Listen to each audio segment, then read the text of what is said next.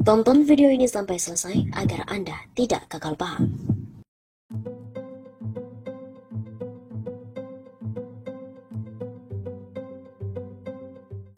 Sobat 051 Salva, kembali lagi bersama dengan kami untuk mengulas fakta-fakta perpolitikan dan juga informasi terkini di tanah air.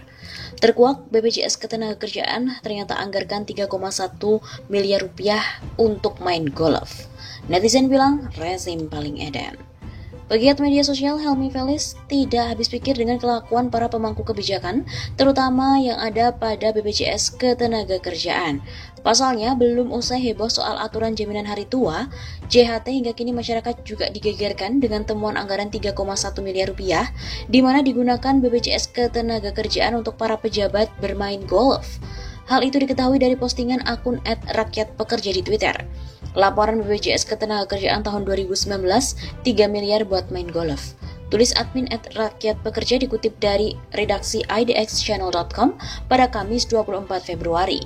Dalam dokumen Aggressive Growth for Sustainable Protection Integrated Annual Report 2018, halaman 67, terdapat jaminan keanggotaan golf sebagai salah satu aset tidak lancar perusahaan.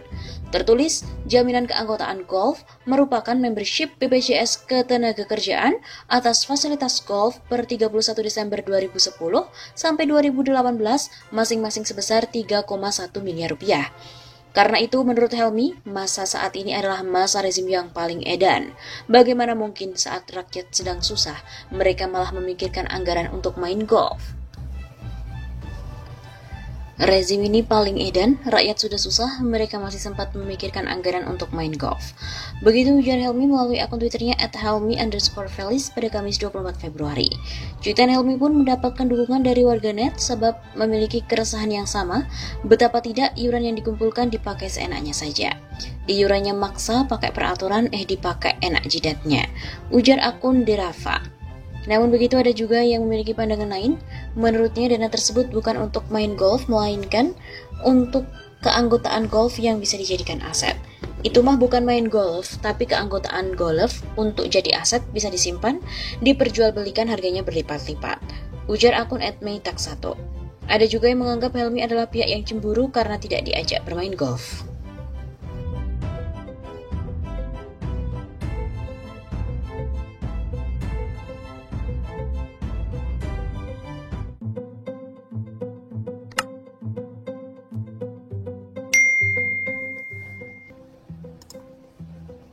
Dugaan Said Didu terbukti, ratusan triliun duit JHT milik buruh dipakai oleh pemerintah.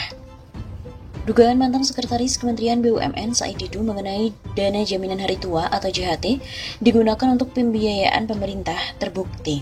Pihak BPJS Ketenagakerjaan telah mengkonfirmasi bahwa ratusan triliun dana milik buruh telah diinvestasikan melalui pembelian surat utang negara. BPJS Ketenagakerjaan melaporkan total dana program jaminan hari tua atau JHT mencapai 375,5 triliun rupiah pada tahun 2021 atau naik sekitar 10,2% dari tahun sebelumnya. Sebagian besar dana tersebut ditempatkan surat utang negara untuk membiayai anggaran pendapatan dan belanja negara.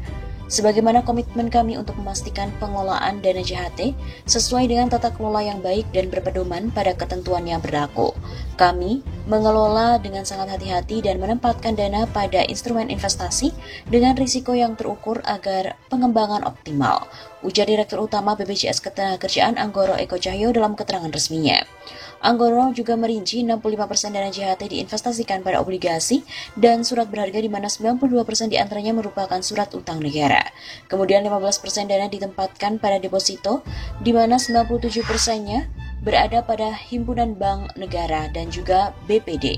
Selanjutnya 12,5% ditaruh pada saham yang didominasi pada saham blue chip yang termasuk dalam indeks LQ45.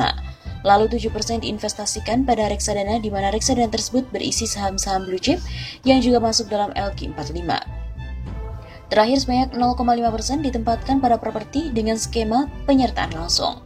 Said Didu melalui Twitter pribadinya mengaku sudah menduga ada maksud tersembunyi di balik kebijakan menunda pembayaran JHT milik pekerja.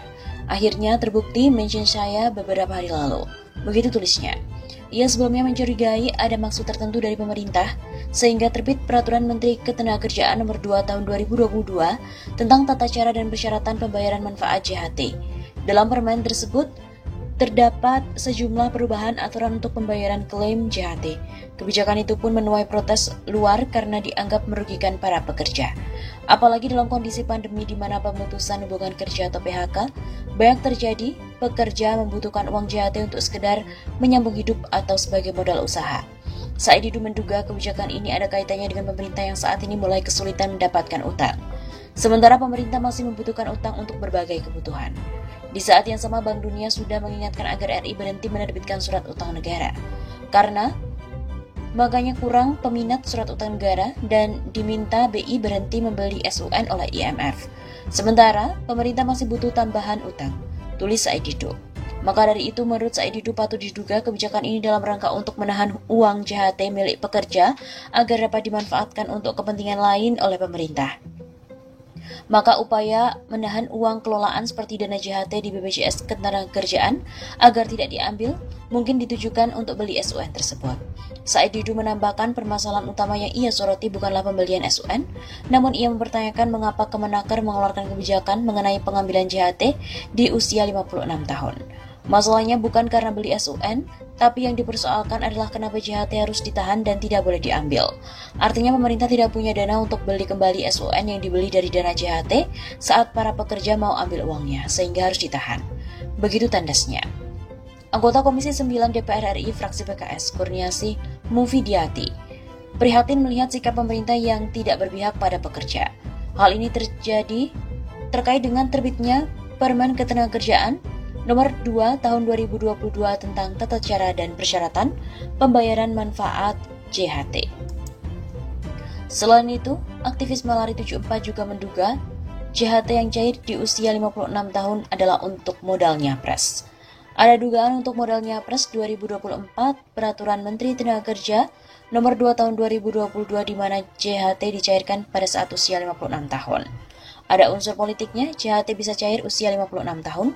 Saya menduga dana JHT digunakan modal nyapres 2024. Kata aktivis Malari 74 Salim Hutejulu kepada redaksi Suara Nasional.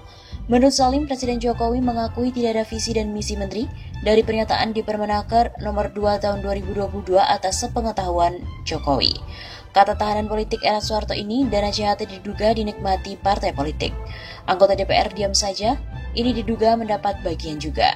Salim juga mengatakan pencairan dana JHT pada usia 56 tahun sangat menzalimi kalangan buruh. Permenaker Nomor 2 Tahun 2022 harus ditolak, kawan-kawan buruh bisa melakukan gugatan ke PT UN. Begitu jelasnya.